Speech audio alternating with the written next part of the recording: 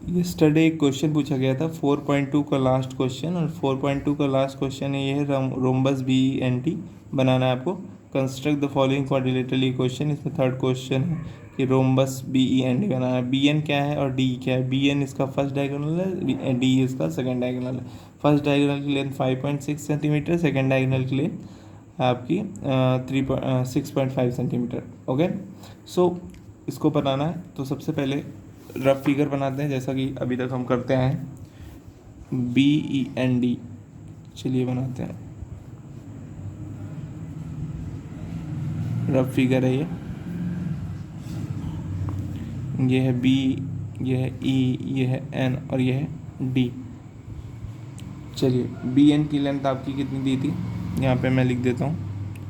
B N is equal to दिया है 5.6 centimetre, और डी ई आपका दिया है 6.5 सेंटीमीटर। ओके, तो डी ई को भी ड्रॉ कर लेते हैं। तो बी एन की लेंथ आपको दी है 5.6 सेंटीमीटर, और डी ई की लेंथ आपकी दी है 6.5 centimetre. This is your rough figure. चलिए इसको बनाते हैं। तो हमें सबसे पहले प्रॉपर्टी पता होनी चाहिए रोम्बस की। तो एक प्रॉपर्टी रोम्बस की होती है कि रोम्बस की चारों साइड्स इक्वल होती हैं, चारों साइड्स इक्वल होती हैं। और सबसे इम्पॉर्टेंट प्रॉपर्टी रोम्बस की ये है कि इसके डायगोनल्स एक दूसरे को 90 डिग्री पर बाइसेक्ट करते हैं, मतलब परपेंडिकुलरली बाइसेक्ट करते हैं। बाइसेक्ट करने का मतलब तो आप जान ही रहे होंगे कि हाफ हाफ में डिवाइड कर देना, ठीक है। तो पहला वाला डायगोनल दूसरे वाले को बाइसेक्ट करता है, दूसरा वाला डायगोनल पहले वाले को बाइसेक्ट करता है, ठीक है। तो इस तरह दोनों डायगोनल एक दूसरे को बाइसेक्ट करते हैं, ओके, 90 डिग्री पर। ये है आपकी रोम्बस की सबसे इम्पॉर्टेंट प्रॉपर्टी, और एक प्रॉपर्टी है ही चारों साइड्स इक्वल। तो चलिए स्टार्ट करते हैं। तो सबसे पहले हम इन दोनों में से देख ले रहे हैं कि किसको हम बाइसेक्ट आसानी से कर सकते हैं, मतलब बाइसेक्ट करने के मतलब 2 से आसानी से डिवाइड कर सकते हैं। 5.6 ये आसानी से डिवाइड हो जाएगा। तो हम जो डिवाइड हो जा रहा है उसको नहीं ड्रॉ करेंगे, ये वाला डायगोनल ड्रॉ करेंगे जो नहीं हो पाएगा। तो 6.5 सेंटीमीटर वाले को ड्रॉ कर लेते हैं, ठीक। तो 6.5 ड्रॉ करता हूँ मैं। ये रहा आपका 6.5 सेंटीमीटर।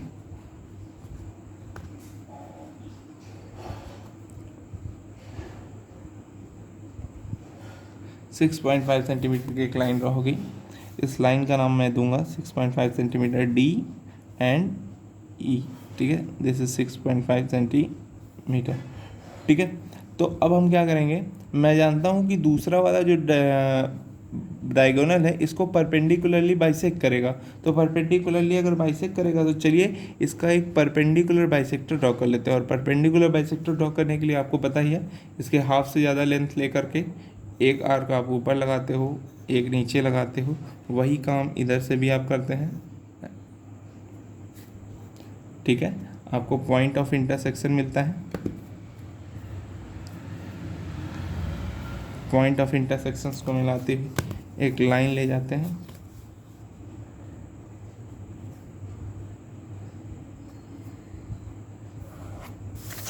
ठीक है।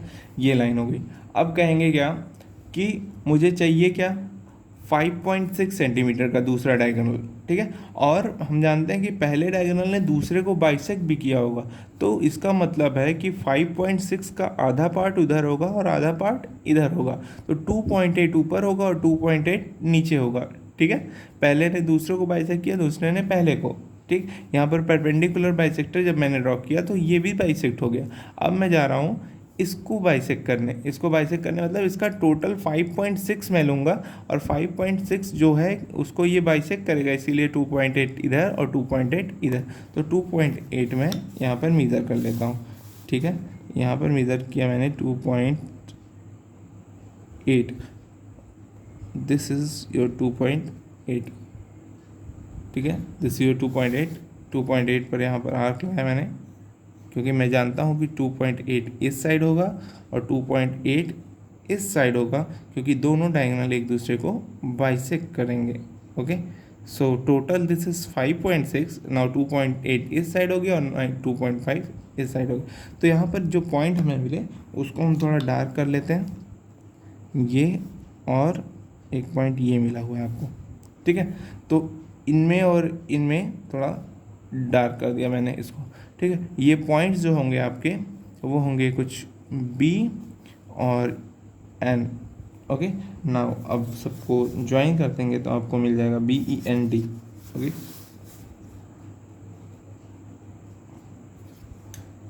बी को डी से ज्वाइन किया, डी को एन से ज्वाइन किया,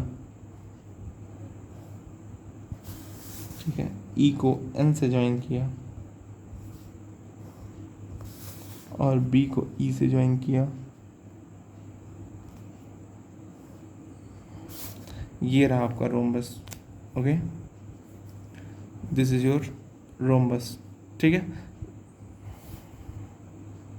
क्या करेंगे, इसका नाम दे देते हैं, नेम आपको पता ही है, इसकी लेंथ लिख देते हैं। ये 6.5 हो गई, ये हो गई आपकी 5.6, ठीक है।